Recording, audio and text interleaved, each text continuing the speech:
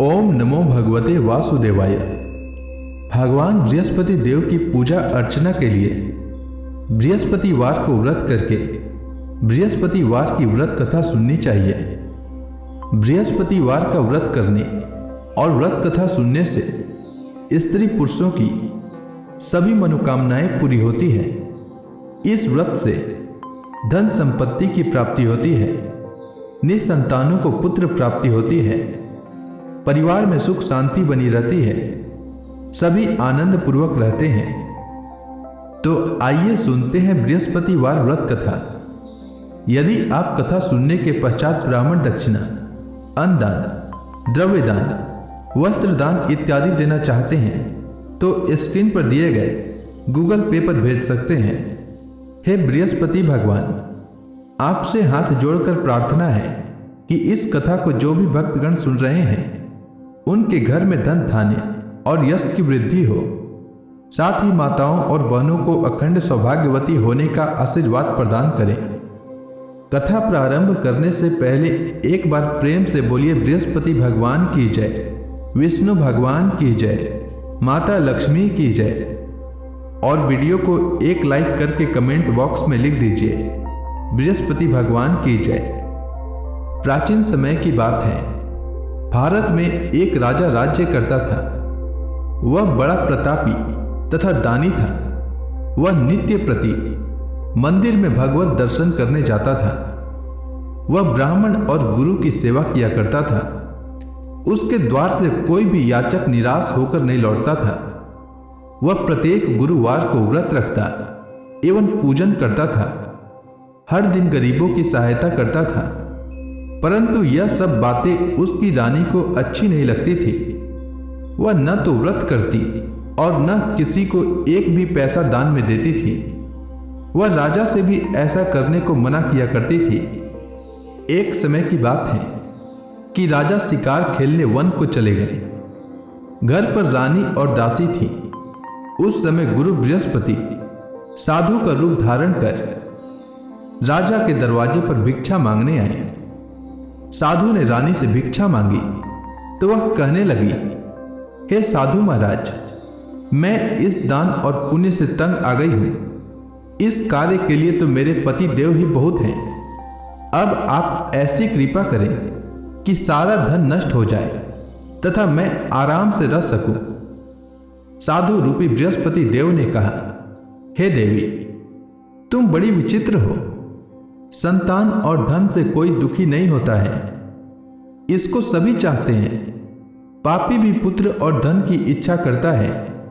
अगर तुम्हारे पास धन अधिक है तो भूखे मनुष्यों को भोजन कराओ, प्याऊ लगाओ, ब्राह्मणों को दान दो, धर्मशालाएं बनवाओ, कुआं, तालाब, बावड़ी, बाग, बगीचे आदि का निर्माण कराओ तथा निर्धनों की कुंवारी कन्याओं का विवाह कराओ, साथ ही यज्ञादि करो।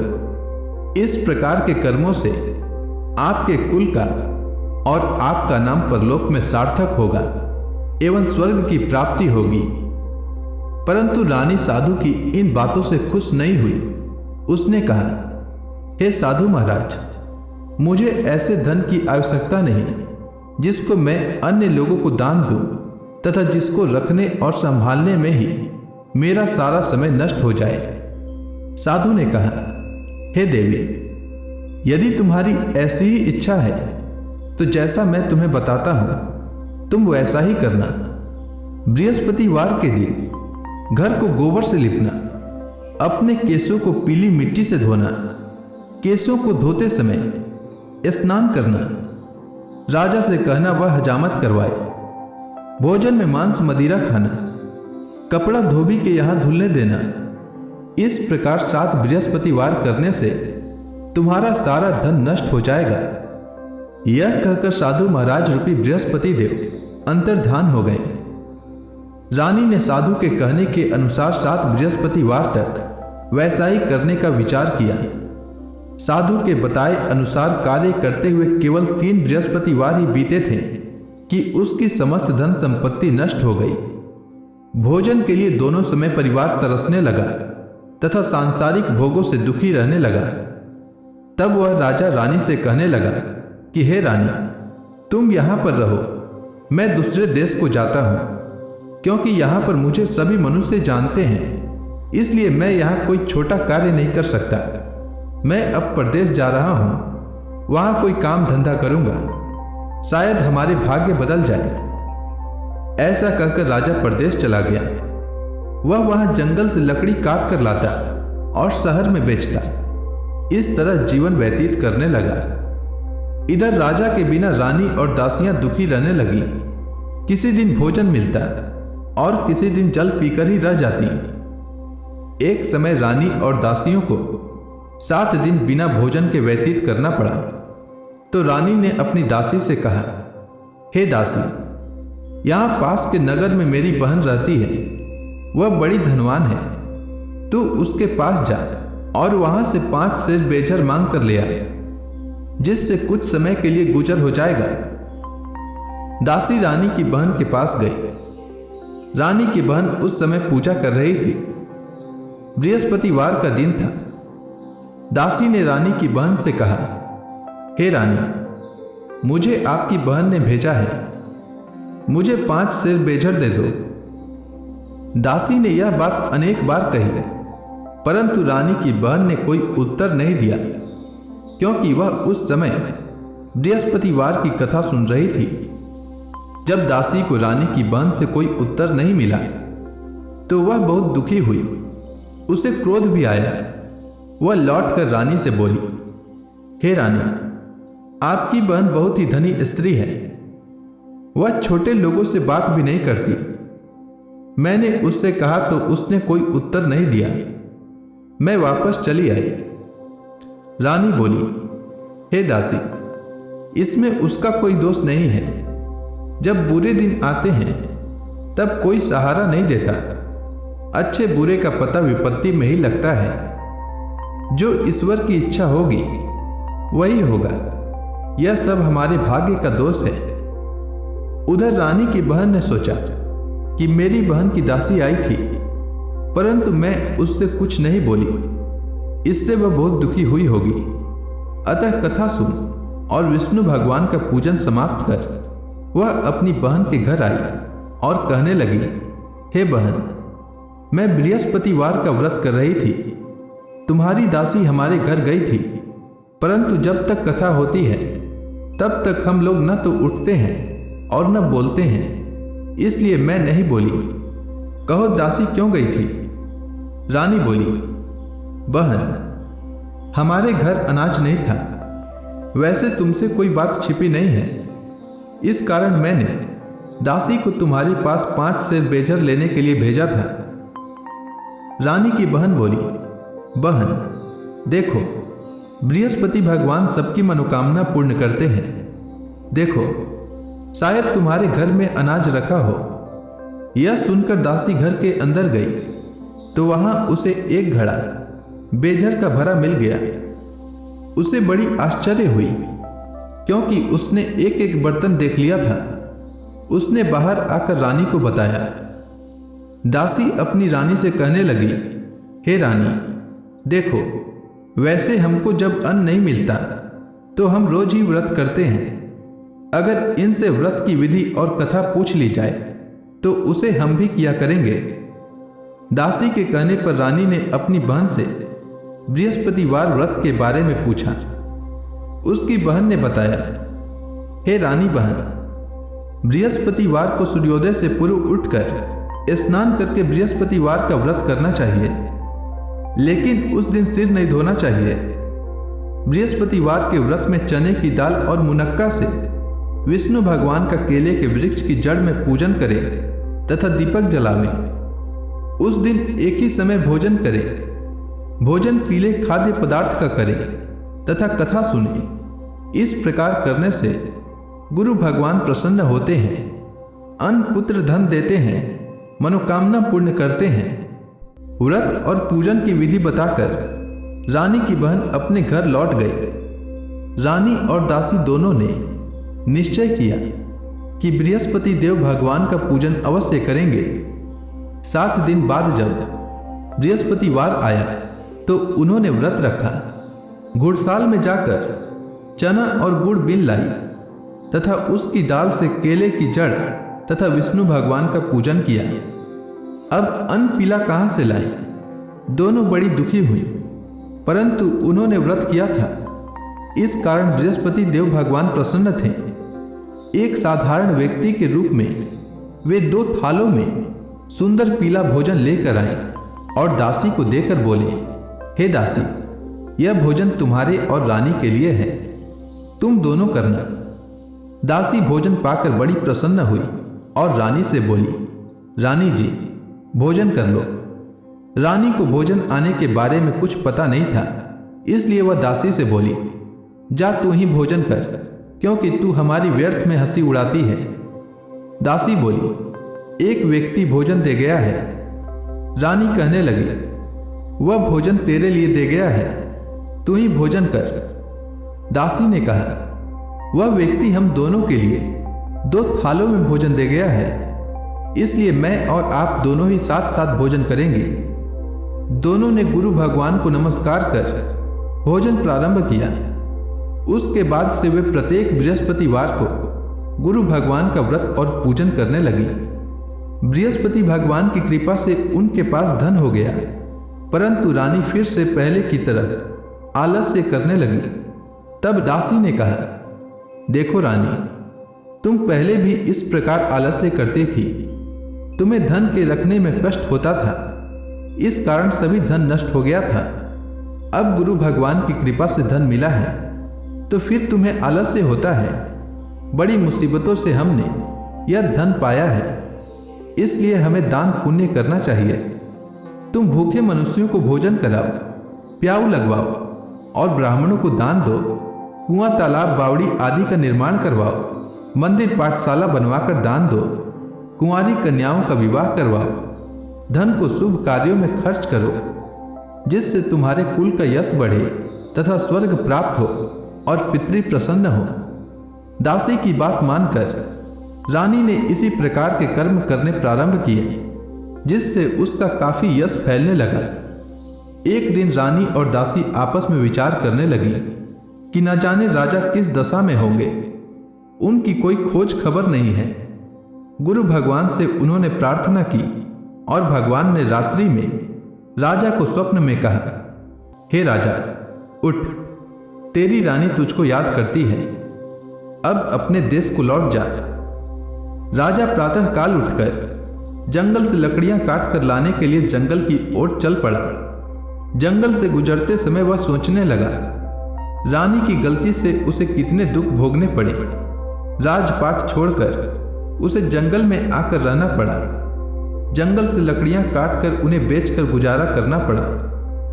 उसी समय उस जंगल में बृहस्पति देव एक साधु का रूप धारण करके आए और राजा के पास आकर बोले, हे लकड़हारे, तुम इस सुनसान जंगल में किस चिंता में बैठे हो, मुझे बतलाओ।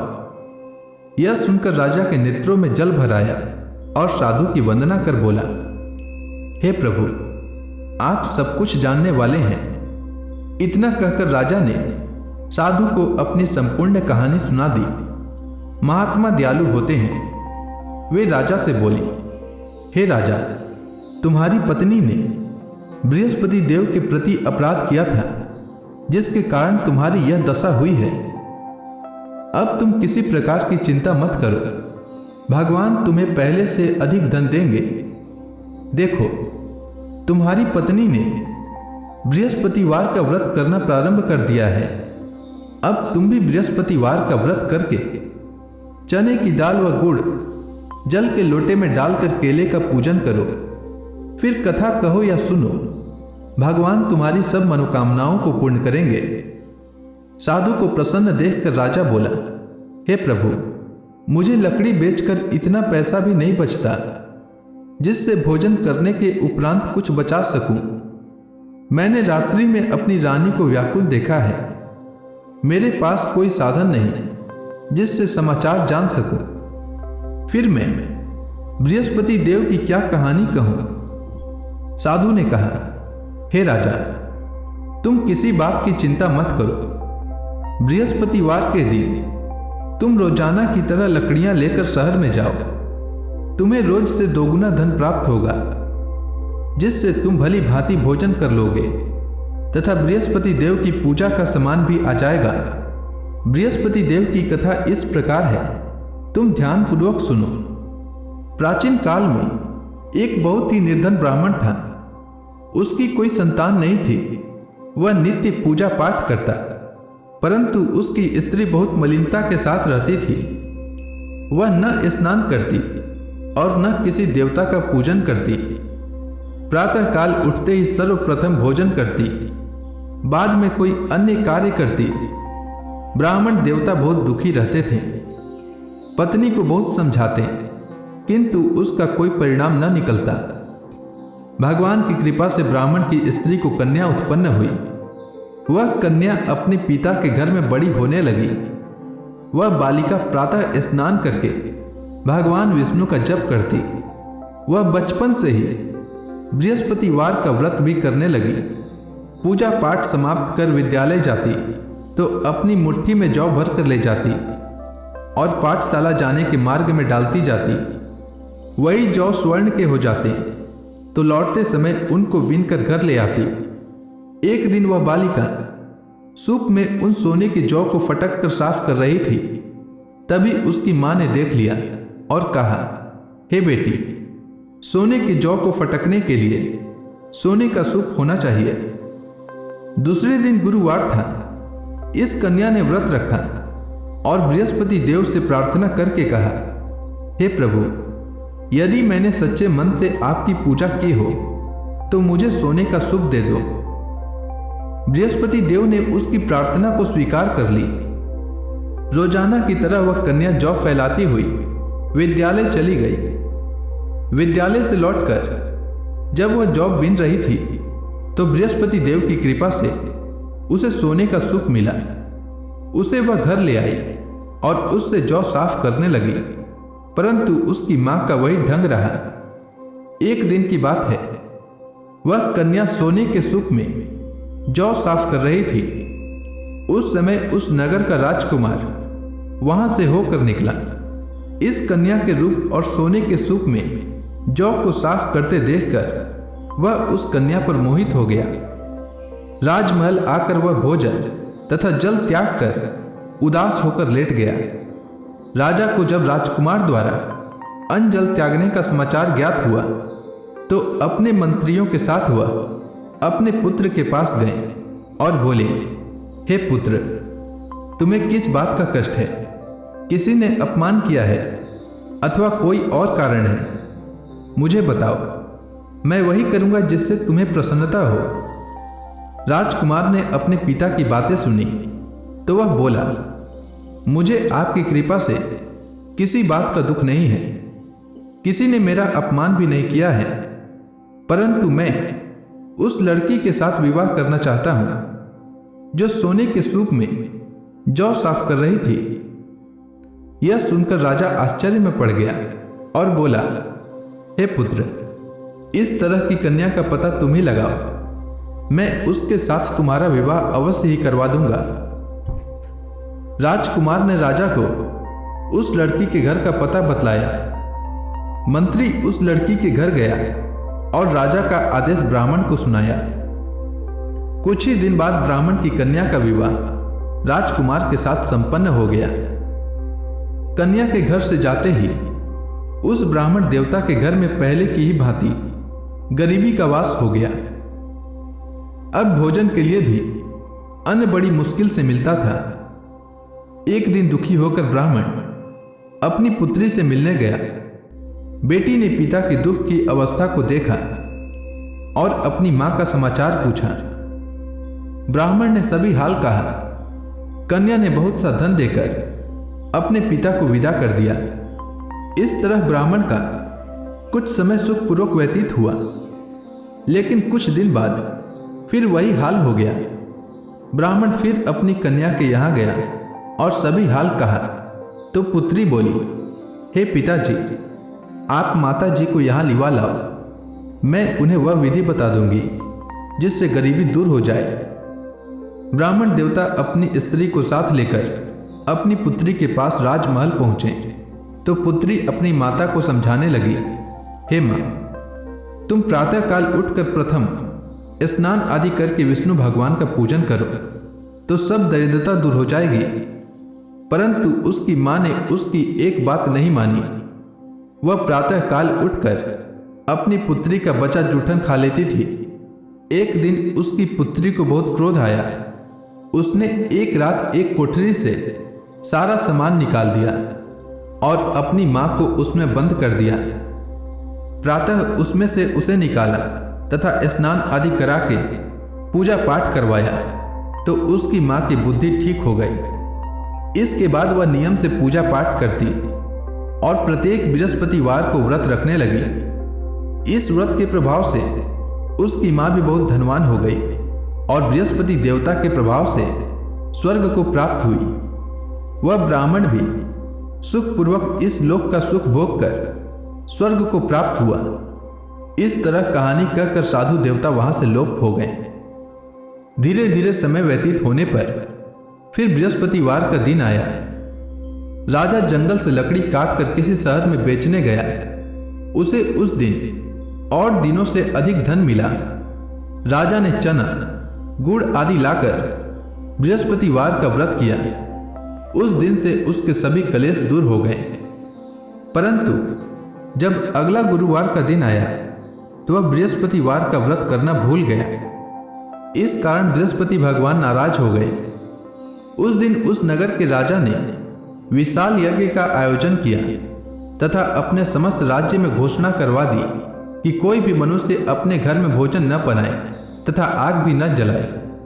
समस्त लोग मेरे यहाँ भोजन करने आवे। इस आज्ञा को जो न मानेगा उसको फांसी की सजा दी जाएगी। राजा की आज्ञानुसार राज्य के सभी वासी राजा के भोज में सम्मिलित हुए, लेकिन लकड़हारा कुछ देर से पहुंचा, इसलिए राजा उसको अपने साथ महल में ले गए। जब राजा लकड़हारे को भोजन करा रहे थे तो रानी की दृष्टि उस खूंटी पर पड़ी जिस पर उसका हार लटका हुआ था। उसे हार खूंटी पर लटका दिखाई नहीं दिया। रानी को निश्चय हो गया कि मेरा हार इसी लकड़हारे ने चुरा लिया है। उसी समय सैनिक बुलवाकर उसको जेल में डलवा दिया।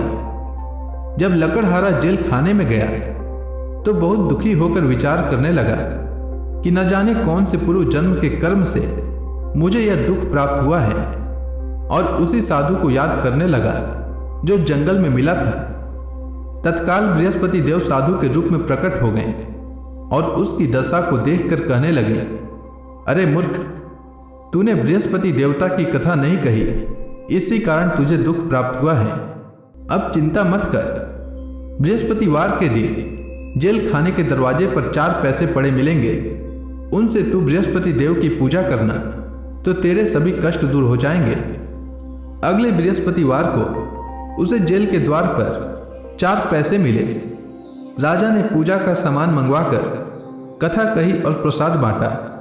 उसी रात्रि को बृहस्पति देव ने उस नगर के राजा को स्वप्न में कहा, हे राजा, तूने जिस आदमी को जेल खाने में बंद कर दिया है वह निर्दोष है, वह राजा है, उसे छोड़ देना। रानी का हार उसी खूंटी पर लटका हुआ है। अगर तू ऐसा नहीं करेगा तो मैं तेरे राज्य को नष्ट कर दूंगा। राजा प्रातःकाल उठा और खूंटी पर हार टंगा देखकर लकड़हारे को बुलाकर क्षमा मांगी और राजा के योग्य सुंदर वस्त्र आभूषण भेंट कर उसे विदा किया। गुरुदेव की आज्ञानुसार राजा अपने नगर को चल दिया। राजा जब नगर के निकट पहुंचा तो उसे बड़ा आश्चर्य हुआ। नगर में पहले से अधिक बाग, तालाब और कुएं तथा बहुत सी धर्मशालाएं, मंदिर आदि बने हुए थे। राजा ने पूछा कि यह किसका बाग और धर्मशाला है। तब नगर के सब लोग कहने लगे कि यह सब रानी और दासी द्वारा बनाए गए हैं। राजा को आश्चर्य हुआ और क्रोध भी आया। जब रानी को पता चला कि राजा आ रहे हैं तो उसने अपनी दासी से कहा, हे दासी, देख, राजा हमको कितनी बुरी हालत में छोड़ गए थे। वह हमारी ऐसी हालत देखकर लौट न जाएं, इसलिए तू दरवाजे पर खड़ी हो जा। रानी की आज्ञानुसार दासी दरवाजे पर खड़ी हो गई। जब राजा आए तो उन्हें अपने साथ महल में लिवा लाई। तब राजा ने क्रोध करके अपनी तलवार निकाली और पूछने लगा, बताओ यह धन तुम्हें कैसे प्राप्त हुआ है? तब रानी ने बताया, हमें यह सब धन बृहस्पति देव के व्रत के प्रभाव से प्राप्त हुआ है। राजा ने तब निश्चय किया कि 7 रोज बाद तो सभी बृहस्पति देव का पूजन करते हैं, परंतु मैं रोजाना दिन में 3 बार कथा कहा करूंगा तथा रोज व्रत किया करूंगा। अब हर समय राजा के दुपट्टे में चने की दाल बंधी रहती तथा दिन में 3 बार कथा कहता। एक रोज राजा ने विचार किया कि चलो अपनी बहन के यहाँ हो आवे। इस तरह का निश्चय कर राजा घोड़े पर सवार हो अपनी बहन के यहाँ चल दिया। मार्ग में उसने देखा कि कुछ आदमी एक मुर्दे को लिए जा रहे हैं। उन्हें रोककर राजा कहने लगा, अरे भाइयों, मेरी बृहस्पतिवार की कथा सुन लो। वे बोले, लो, हमारा तो आदमी मर गया है, इसको अपनी कथा की पड़ी है। परंतु कुछ आदमी बोले, अच्छा कहो, हम तुम्हारी कथा भी सुनेंगे। राजा ने दाल निकाली और कथा कहनी शुरू कर दी। जब कथा आधी हुई तो मुर्दा हिलने लगा और जब कथा समाप्त हुई तो राम राम करते हुए वह मुर्दा खड़ा हो गया। राजा आगे बढ़ा।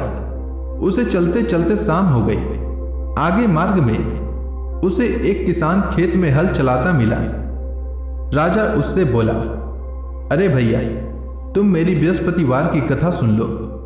किसान बोला, जब तक मैं तेरी कथा सुनूंगा तब तक 4 हरया जोत लूंगा। जा अपनी कथा किसी और को सुनाना। राजा आगे चलने लगा।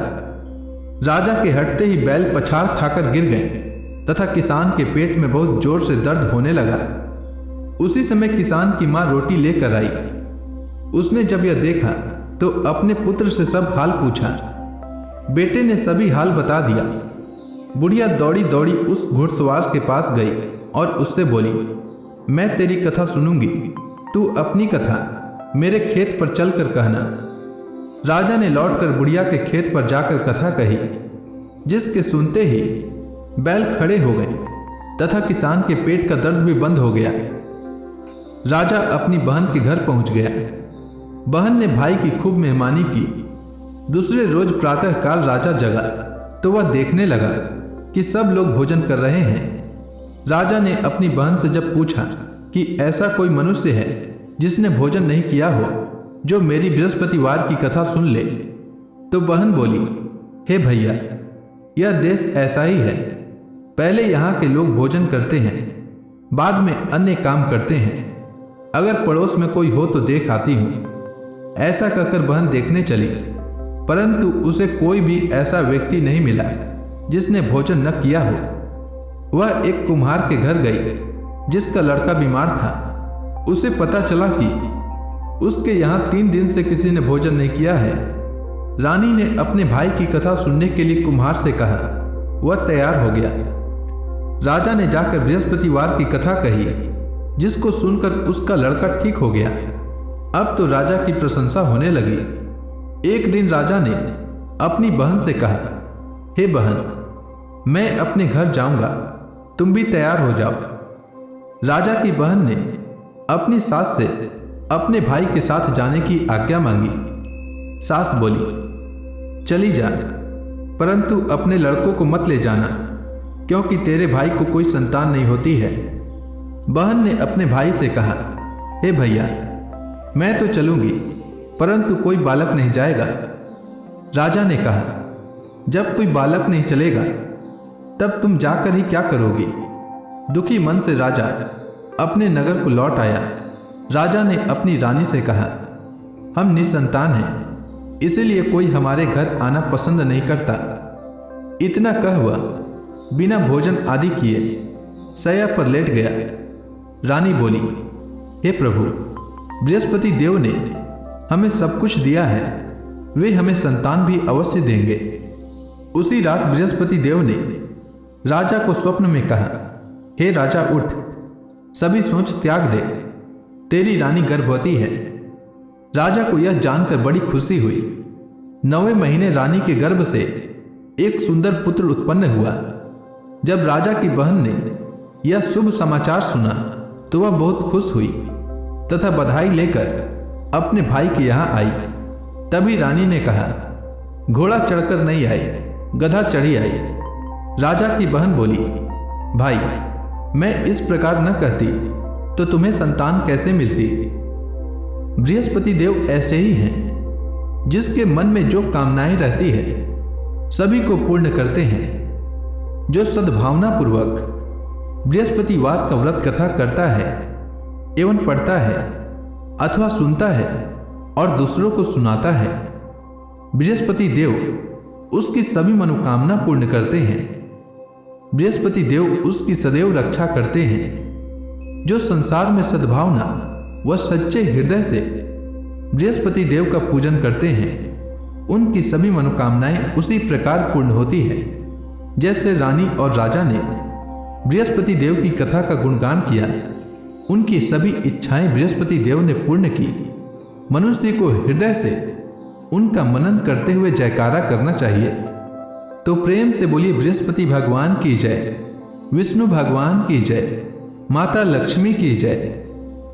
अब आप सभी भक्तगण हाथ जोड़कर भगवान विष्णु का ध्यान करें। आरती होने वाली है। ओम जय जगदीश हरे, स्वामी जय जगदीश हरे। भक्त जनों के संकट, भक्त जनों के संकट क्षण में दूर करे। ओम जय जगदीश हरे।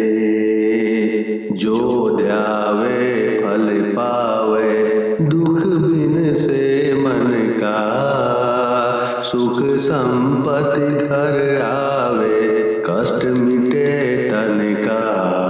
ओम जय जगदीश हरे। मात पिता तुम मेरे, शरण गहूँ मैं किसकी, प्रभु शरण गहूँ मैं किसकी।